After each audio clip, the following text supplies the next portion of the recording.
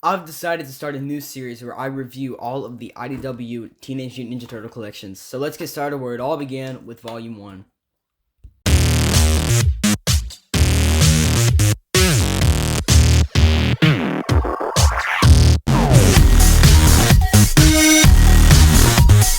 What's going on, everybody? Welcome back to Geek City. So today we are going to be reviewing the Teenage Mutant Ninja Turtles IDW Collection Volume 1. So every couple of weeks or month or so, I will do a review of each volume. And if you've been watching for a while, you might think okay, I thought you hated this book. Well, I was going through, my yearly binging of Ninja Turtles 2012, because that's one of the best shows of all time. Argue with me. Whatever. Doesn't matter. I was like, hey, maybe I should give this another shot. I reread it and I was like, okay, I was missing something here. So I started actually buying all the collections. So now I have 5 of them. So hopefully by then, we can start a series where we review these. And I will be talking spoilers for these books, but they've been out for a while. So but anyway, spoiler warning: if you haven't read these, go do so because they're really good. So this is Volume 1 with Raphael. Got this nice cover, which they all have the matching cover here. So this volume collects the first 12 issues of the Ninja Turtles ongoing series, along with the Raphael, Michelangelo, Donatello, Leonardo, and Splinter micro series one-shots, which IDW does a lot of those micro series one-shots for characters. So let's get started and let's just talk about what this run is. So basically, this was a hard reboot, relaunch, after multiple studios have owned it, like Mirage Studios and Archie Comics, and now IDW owned the rights. So they decided to relaunch the book with a new #1 and just retell the origin. And they changed a lot of things here. The way they did it is Raphael has been missing. They've only been alive for a year. Instead of the turtles being alive for 15 years, when they get mutated, they age faster, I'm assuming. So they get mutated. So they've only been mutants for a year. So Raphael's been missing for that time. And so it goes through their backstory. You learn more about what really happened. And that's when, Raphael's kind of on his own. And that's when he meets Casey Jones and his dad, which will become very important later, that character. So I think what this first volume does really well is just kind of set the world, do some, world building, kind of introduces us to a lot of key players here, which is something very important for, all series to do. So it just starts off with a really fun arc, Raphael and Casey meeting each other. Just getting us, it's a great way for us to learn about who all of these characters are. And, Old Hob, one of my favorite IDW characters. He's really fun. So there's a couple different arcs in here, and the IDW line, what I appreciate is they did something different. They told, they kind of retold some of those classic stories, took some of the classic ideas that we all know as Ninja Turtle fans, and did something new with it.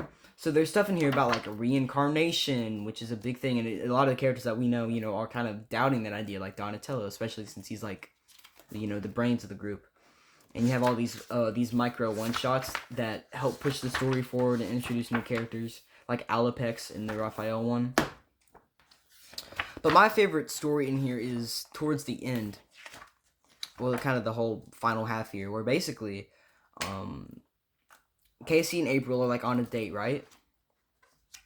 Turns out, she worked with Baxter, and Casey knew that. So Casey finds out April O'Neil worked with Baxter Stockman. And meanwhile, while they're doing that, the turtles get attacked by Mousers. And so Splinter gets taken. And so Casey takes April, since, we just found out there's a connection there. Casey brings April to the lair. And so you have them searching for Splinter, which happens a lot in the Ninja Turtles continuity. There's always searching for Splinter. No matter what TV show or comics, there's always a time where they're searching for Splinter. So the Splinter gets taken by the Mousers. And so you have this fun micro series here micro one shot where Leonardo's searching for him and he meets Shredder, but he doesn't know it's Shredder. From what it looks like, it's just a random foot soldier, but Leonardo gets the crap beat out of him, and there's this one that we don't know is Shredder, but it is. But we currently at the time didn't know this. So he gets the crap beat out of him. And so the Turtles and April and Casey decide they're going to find Splinter and free him. And, rescue him. This also introduces us to, Baxter Stockman, the Krang. Again, a lot of the major players. Not everybody's introduced in here, but you get most of them. Leonardo, Donatello, Michelangelo, Splinter, Casey, April, Krang, Baxter, Stockman, Old Hob, Alapex, Oh yeah, a lot of the big players in here. And so, yeah, they hide. Oh, yeah, Karai and Shredder, obviously, too. So, they go in here, they rescue Splinter. Well, you also get introduced to Angel, a member of the I almost said Black Dragon. That's a Mortal Kombat. The Purple Dragons, which will become. She becomes a lot more important later. But Splinter escapes the foot. And, so the turtles work with the Purple Dragons.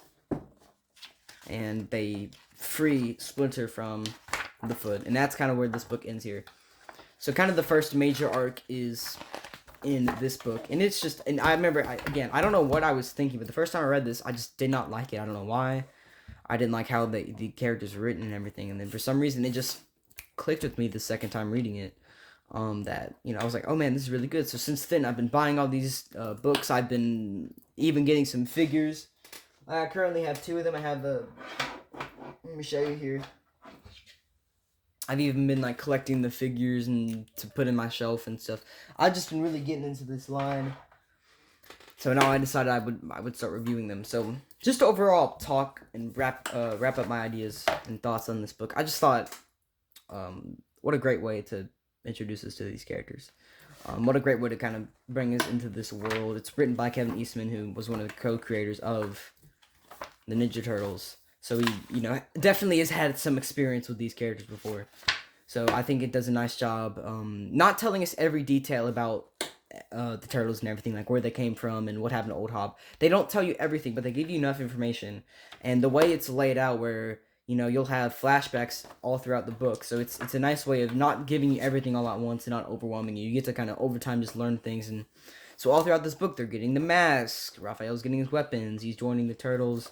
He forms a relationship with Casey. Casey forms a relationship with the Turtles and April. And overall, just a really, really good book. And it only gets better from here. This is a really good starting off point.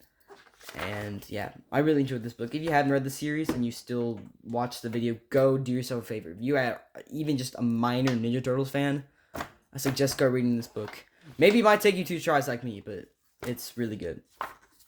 So yeah, that is the book.